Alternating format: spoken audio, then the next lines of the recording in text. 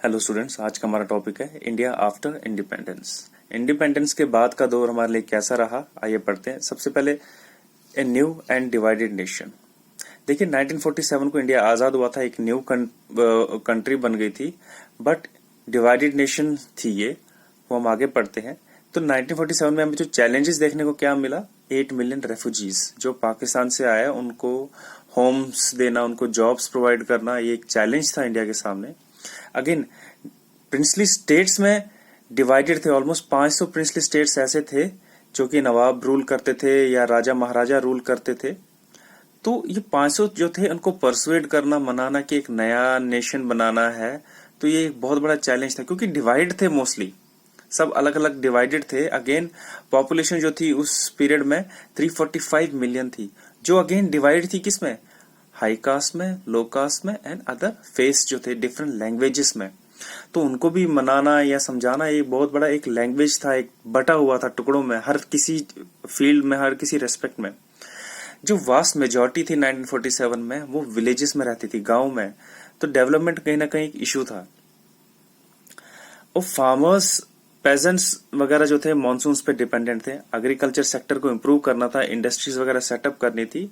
तो एक new nation था, लेकिन डिवाइडेड भी था और इसमें चैलेंजेस भी बहुत थे।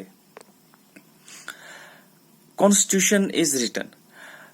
अब क्या हुआ कि दिसंबर 46 और नवंबर 49 के दरमियान, इस पीरियड के बीच लगभग 300 इंडियंस ने सीरीज ऑफ मीटिंग्स की कंट्रीज के पॉलिटिकल फ्यूचर को लेकर। 26 जनवरी 1950 को हमारा कॉन्स्टिट्यूशन लिखा गया। उसमें कुछ पॉइंट्स ये मेंशन थे, जैसे कि एक डेमोक्रेटिक बन गई थी ये, और उसमें अपना लीडर चुनने का सबको हक था। तो ये एक बहुत बड़ा अच्छा पॉइंट हुआ और नया भी था। और 21 ईयर्स अबो के लिए वोटिंग का जो था प्रोविजन, वो एक रेवोल्यूशनरी स्टेप बन गया था।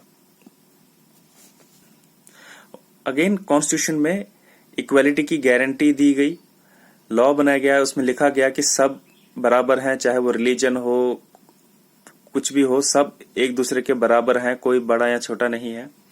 स्पेशल प्रिविलेजेस मिले, जो सबसे ज्यादा गरीब थे, बहुत ज्यादा गरीब थे, उनको स्पेशल प्रिविलेजेस मिले। उस टाइम पे एक प्रैक्टिस होती थी अनटचेबिलिटी की, जिसको छुआछूत बोलते हैं, किसी को टच नहीं कर सकते, किसी को बहुत ही बुरी तरीके से बिहेव किया जाता था, वो एबॉलिश हो गया। और इनके कुछ लोगों के लिए, जो पुअरेस्ट थे, उनके लिए सीट्स रिजर्व करी गई, जो लोअर कास्ट है उनके लिए सीट्स रिजर्व करी गई असेंबली में। और पावर्स जो थे सेंट्रल और स्टेट गवर्नमेंट्स के, वो भी डिस्कस किए गए, कैसा रहना चाहिए स्टेट में और सेंटर में। अब जो था मेन चीज, कंसर्न और लैंग्वेज जो था वो मेन था, कि कौन सी लैंग्वेज मेन मानी जाए। बहुत मीटिंग्स हुई, बहुत डिस्कशंस हुए, बहुत डिसअपॉइंटमेंट्स भी हुई, बट बहुत ही डिबेट्स हुए उसके। और मीटिंग्स के बाद हिंदी को ऑफिशियल लैंग्वेज डिक्लेयर किया गया और इंग्लिश को बोला गया कि आपको कोर्ट्स में, आपके सर्विसेज में और कम्युनिकेशन एक स्टेट से दूसरे स्टेट के लिए इसको यूज किया जा सकता है। क्योंकि क्या हुआ, तमिल, तेलुगु, मराठी, कन्नड़, हिंदी, बहुत सारी लैंग्वेजेस थे। तो कुछ लोगों ने तो उस टाइम पे धमकियां भी दी थी कि अगर हिंदी को मेन लैंग्वेज किया गया तो हम इंडिया से बाहर चले जाएंगे एज ए स्टेट, तो हम अलग ही कंट्री सेटअप करेंगे। तो बहुत डिस्कशंस हुई, बहुत लोगों को मनाना पड़ा या कुछ हुआ जो आपस में इनके सहमति से हुआ, तो फिर ये चीजें सामने आई। एक बड़ा नाम सुनने को आता है, बार बार आप सुनेंगे, डॉक्टर BR अम्बेडकर चेयरमैन थे उस टाइम पे ड्राफ्टिंग कमेटी के। उनकी सुपरविजन के अंडर ही डॉक्यूमेंट फाइनलाइज हुए थे उस टाइम पे। अब देखिए एक टॉपिक आता है, how were states to be formed. States कैसे फॉर्म करनी चाहिए थी। 1920 में जो इंडियन नेशनल कांग्रेस थी, इसने प्रॉमिस किया था, ये मेन पार्टी थी फ्रीडम स्ट्रगल में, प्रॉमिस किया था कि जब कंट्री इंडिपेंडेंस हासिल कर लेगी तो जो मेजर लैंग्वेज होगी, लिंग्विस्टिक ग्रुप हो गया, अगेन मराठी, हिंदी, कन्नड़, तमिल, पंजाबी, तो इन सब के लिए एक अलग अलग प्रोविंस होगा। ये उस टाइम पे इन्होंने प्रॉमिस किया था।